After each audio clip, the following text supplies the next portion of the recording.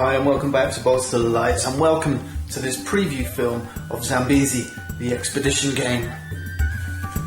At its heart, Zambezi is a racing game. Players are racing to be the first to sail their tugboat from Victoria Falls along the famous Zambezi River to Lake Kariba.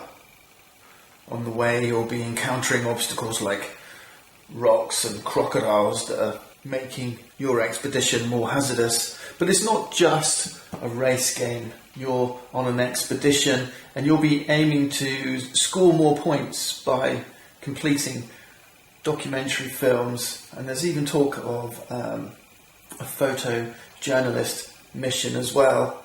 And this is punctuated by the fabulous artwork by Vicky Paul. The production quality is really good on this game. It's a family game. The artwork's all wonderful. I mean, this is what first attracted me to the game, and the design is dominated by this hoopoe that you see here, a European bird as well.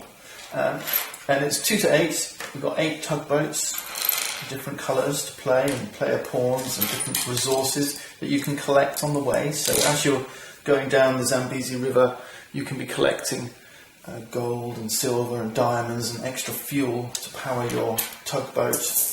And we have a drawstring bag here from which you can draw these resources.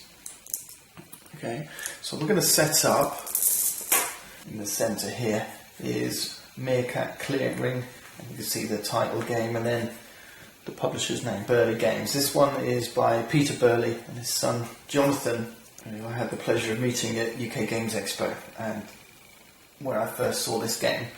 So these are our cards, and fundamentally, as well as a race game, it's a set collection game. So the mechanics are quite familiar, but there is some complication that's been added, so an extra layer of depth. There is a simple game where you simply race, but with the documentaries as well, you're trying to form sets, collect sets. The cheetah is a wild card from 1 to 5, and the numbers are significant. Okay, but let me demo, and that will give you a better feel for how this thing plays. I'm setting up a 3-player game here. So we've got the orange tugboat, green and purple. We're going to start here at Victoria Falls, and then the river does a circuit all the way to the end point, which is Lake Kariba. First person to get there is going to get 10 points. Second player 6. Third player gets 4. But along the way there's going to be these different landing stages, and this is where you can pick up these extra points, some gems, gold and silver and diamonds that will score you extra points. To start with, each player takes 5 crew members and 15 fuel. You can see that the crew are here on the deck, the fuel onto the steel-plated recess behind the cabin on our tugboat control board. Each player takes their tugboat here on Victoria Falls, and then we're going to determine player order. And all we do is draw a card, one for each player.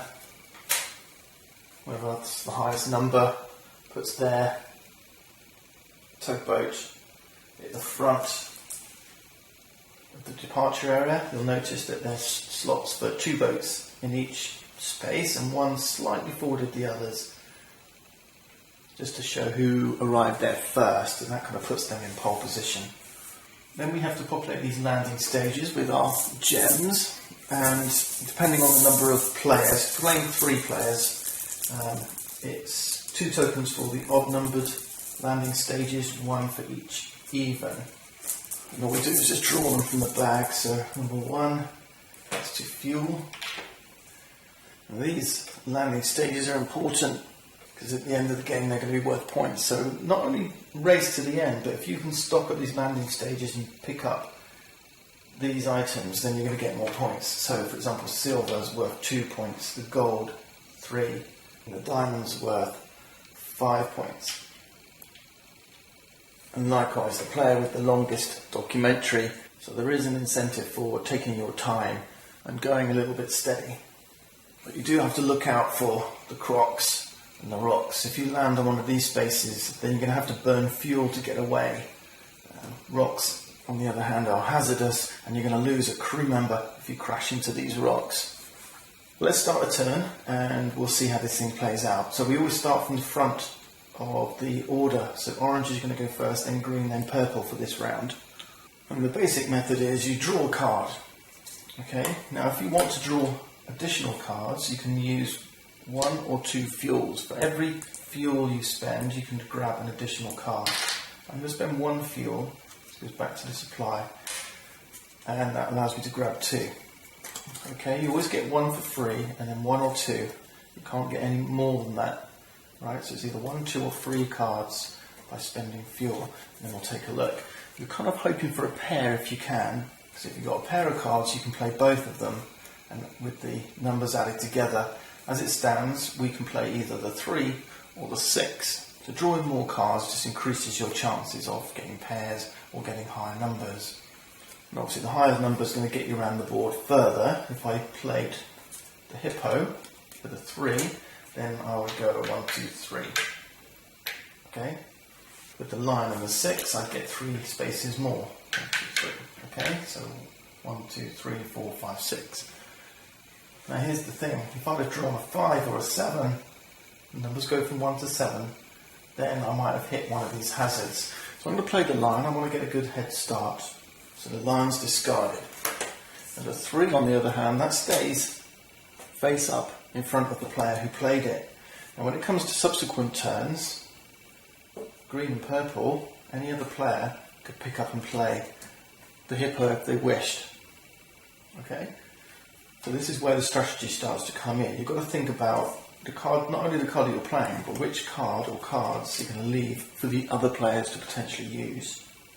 And what I like to do when a player has taken their turn is just tap the boat like this to show that they've taken their turn. And now we go to the next player, which is green. Again, he's going to spend a fuel and grab 2 cards. 1 free, 1 for the fuel. You don't have to spend fuel, and you'll notice you're limited. You've only got 15, but you can pick up more. There's some sitting up here. Landing stage number 1. If we can get there, we can pick up the fuel. Okay, we've got a lion and the hornbills. And I can use the 1. That's not going to get me very far. I can use the 5, and I'm going to hit those crocs. Let's do it anyway. Let's use the 5. Okay, so we move 5. 1, 2, 3, 4, 5. Now I'm alright for the minute. On the next turn, this crocodile's going to cause me some trouble, but we'll hold out and I'll show you what happens when we get there. And now I've left myself the 1 of the hornbills, and I can do something with this. I can start a documentary. If you've got a 1, you can only start a documentary with a number 1. That'll be the first scene of your documentary. So I place it face down. This distinguishes it from cards that are face up that other players can use. And I've begun a documentary. You have to show the other players to show that you've made a legal move. Just store it face down to stop it being stolen. Okay, purple next. They've got a bit of catching up to do, so we're going to spend 2 fuel. We're at 3 cards. Let's see. Okay, now we have a pair. Now, a pair's good. I've got 2 choices here. Well, actually, 3 choices. I can use a 4 on its own, I can use a 5 on its own, or I can use the 2 4s together and add them to make 8. Okay, I can't add these 2, but I can add pairs. So you can have 2, 4, 6, 8, and so on up to 14. Or even if I had 3 4s here, okay, if I had a triplet, 4, 4, 4, I could move 12. But each stage in between is called a hopping point. Okay, and that's significant, especially when we're heading for rocks. 1, 2, 3. Let's play it anyway, just to show you what happens. We'll leave the flamingos face up, and then we'll play the 2 4s. So it's 1, 2, 3, 4, and then 1, 2, 3, 4. I've stopped on the rocks, which is a shame. I should have probably kept the 5. But here's the thing. 1, 2, 3, 4. If the first hop, let's say I was here and I went 1, 2, 3, 4, I couldn't then use my second 4. 1, 2, 3, 4. If you hit the rocks, you have to stop. However, the same doesn't apply to crocodiles. If I'd have gone 1, 2, 3, 4 and landed here, you can hop away. Alright, 1, 2, 3, 4, I could have carried on. The other bad thing about rock spaces are that we immediately run aground and we have to lose a crew member. If you lose your last crew member, then you're out of the game. That's it. Everyone's completed their turn, so we start the next round. And we start with the player out in front, and it is purple. And the first thing you do on your turn is discard any and all face-up cards in front of you. Those cards are no longer available. Okay, now we've got to get off those rocks. We can't burn any extra fuel.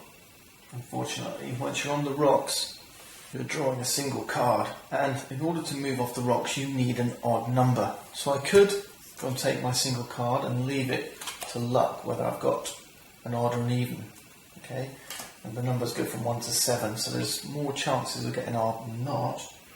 But if I don't want to leave it to chance, I can have a look around to see if there's any other cards I can take. Remember, I can take one card from free, and it can be from the draw stack, over there in Meerkat Clearing, or any of these face-up cards that any players have. So I'm going to take the Hippo. It's a guaranteed odd number, it's a 3. So we can move 3, 1, 2, 3. There's 2 crocs, but that's not necessarily a bad thing. We'll see why next turn. Orange goes next, because they're the next furthest forward. And I think we'll have 1 fuel, take 2 cards. We've got a 4 and a 3. That's not a good combination. 1, 2, 3 is going to leave me stuck on the rocks. 4 is going to take me up alongside this tugboat. Actually, let's do that. So we'll discard the 4. The 3 goes face up in front of us. We'll move the 4 spaces. 1, 2, 3, 4. We've landed on the same space as another tugboat. We put the purple one further forward, so we're going to come in behind him. This shows whoever arrived here first was out in front. So when it comes to player order, who goes first next time? Purple comes before orange, right? He landed here first.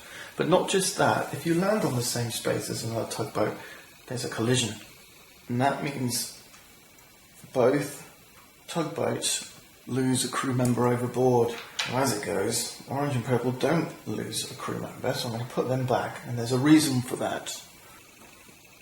This yellow line here is called the limit of the safe water.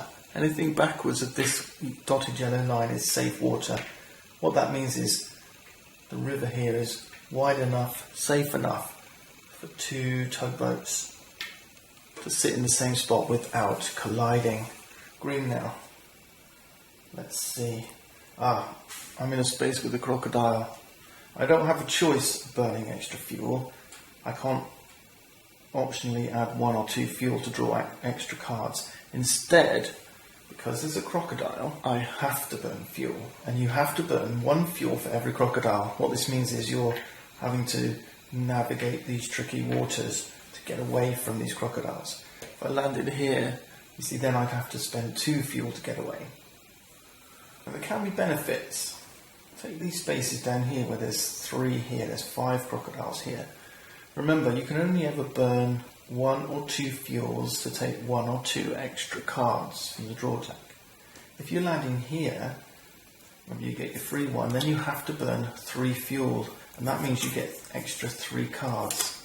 Okay, if you're here, you get your free 1, and then you get 1, 2, 3, 4, 5. Okay, so you'd end up with 6 cards.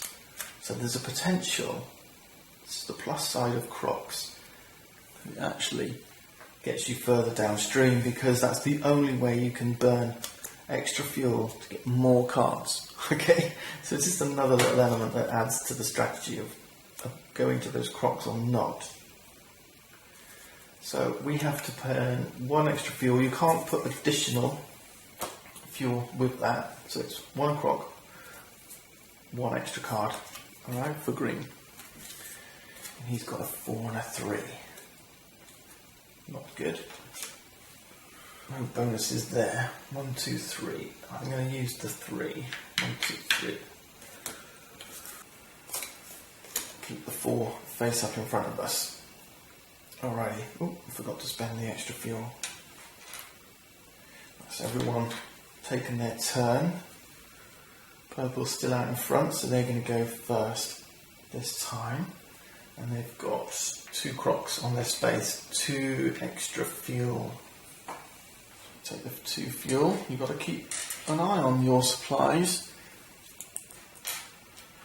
If you don't have enough fuel to burn, let's say you're down here, the game's moved on somewhat, you don't have enough fuel to get away from these crocs, you lose a man overboard for every fuel that you don't have, and obviously that's going to potentially put you out of the game. We're okay for now. 2 crocs, 2 fuel, my free card plus 2 for each fuel spent. And yeah, that's nice. Okay. Got the 2 and the 2, that's 4, or even 7. Let's, I might want to spend this one. But let's see. 7's going to put me 1, 2, 3, 4, 5, 6, 7 right there on this big pool of crocs. Whereas the 4, 1, 2, 3, 4 is going to put me here. I might be able to get a big jump by going 7. 1, 2, 3, 4, 5, 6, 7. I've missed the landing stage. I'm going to have to spend a lot of fuel, but potentially this is going to get me a long way. And I'm way out in front. So that's the 7 played. I have left a pair of 2s.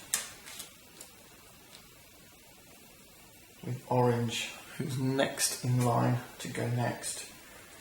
So he discards his 3. He also has to burn 2 fuel for 2 crocs. 2 fuel. That's 1 free card, 2 for the extra fuel. Yeah, no pairs there, unlucky. No 1s to start a documentary. I do have a 5. I'm going to use the 5. And that's because that takes me to the landing stage. 1, 2, 3, 4, 5. And from here I can pick up 1 commodity. And it's only fuel here, so I'm going to grab 1 fuel. So that's going to help me on my way. The other thing you can do is if you've only got 1 or 2 crew members left, you can take on extra crew. You can grab 1 more crew member from the local village. We'll place that in our tugboat. You can see that as long as you've got more than 2, you can't take on extra crew. Right, we've left a 7 and a 3 here for other players. And it's green to play, so they're discarding the 4. We're in open water, so that's good. But we're going to be a bit sneaky here and take hornbills from here and the gorilla from here. So the gorilla I'm going to spend, that's a 7. 1, 2, 3, 4, 5, 6, 7. I'm at the landing stage. I'm behind orange. I'm going to grab the fuel. And then with this hornbill, I'm going to add it to my documentary. Remember I was making the hornbill documentary? To add a card, it needs to be the same number or higher. I'm going to add a 2. A 2's good. That means 3's up, still count, or even 2's up. Okay. Now if the hornbill 3 had come up, I could still add it because it's higher than a 1. But what that means is I can't come back later and slot in the 2. I have to play a 3 or higher to extend my documentary. Remember, we're trying to get the longest documentary to win those extra points. Okay? So the 2 I'm happy with. I guess I could have added the 3 as well. Because on your turn you can add as many cards as you wish to your documentary. And on we go. So purple's out in front. There's 5 crocs here, so they're going to have to spend 5 fuel. They're going to get 6 cards. Looking pretty dodgy down here. Let's take our 6 cards. 1, 2, 3, 4, 5, 6. Here we go. Now we've got a cheetah. This is good. This is good. Cheetah is a wild card, but it's only a wild card up to 5. You can't use it as a wild card for a 6 or a 7, but it does mean I can finish up some of these sequences. So I could put it with the 2 4s and make 3 4s, that would move me 12, or even with the 2 5s and make 15. So I have to count the hops, and as long as I'm not hitting any rocks, I could potentially move off 15 spaces. You see, those crocs aren't always bad. Must remember to discard my old cards first. Right, let's check that out. Just making sure there's no rocks en route. 1, 2, 3, 4, 5. 1, 2, 3, 4, 5. And then 1, 2, 3, 4, 5. Yeah, we're down here. And one next time would get me to this landing stage, and this diamond. We're a long way ahead. So cheaters, look out for them. Can be very, very useful. Okay, let's discard those. But obviously we've got a pocket full of cards for other players to make use of. Right, I'm going to play on for a little while and then we'll show you where we get to. Green has just come alongside purple in a collision. Purple's losing his last crew member. Purple has now run aground. Now, during a collision, if one of the other boats is still afloat, you can salvage something from that boat. So green is going to steal a diamond. Purple was doing okay, he was way out in front, but he ran out of fuel. It was making it really difficult for him. If another boat should come along and land in this spot, then they can salvage the gold from here. Meanwhile, orange is way back here, stuck on the rocks. Unfortunately, gets a 5, so that's good. 1, 2, 3, 4, 5. It's still quite a long way back, but with 5 fuel still on his tugboat, chances are he will beat purple. Join me at the end as we see how the game concluded. Here we are then. Green has just made it into Lake Kariba. Now what happens is every turn that he spends in Lake Kariba, he collects 1 fuel. Okay, so we can be reloading up his ship with fuel. Okay. Now as it goes, that's probably not going to happen because orange is right behind him, and his turn next. Yeah, and we got a cheater, so we can use that as a 5. We've made it home second, and that's the end of the game. So it's 10 points to green, plus he's got 2 diamonds, so that's another 10 points. That's 20. He has the longest documentary. 1, 2, 3, 3, 6. So that's Zambezi. It's a beautiful game, and I'm really hoping it does well. It's in the final few days of Kickstarter right now. I'm urging you to go check it out. That's it. See you next time.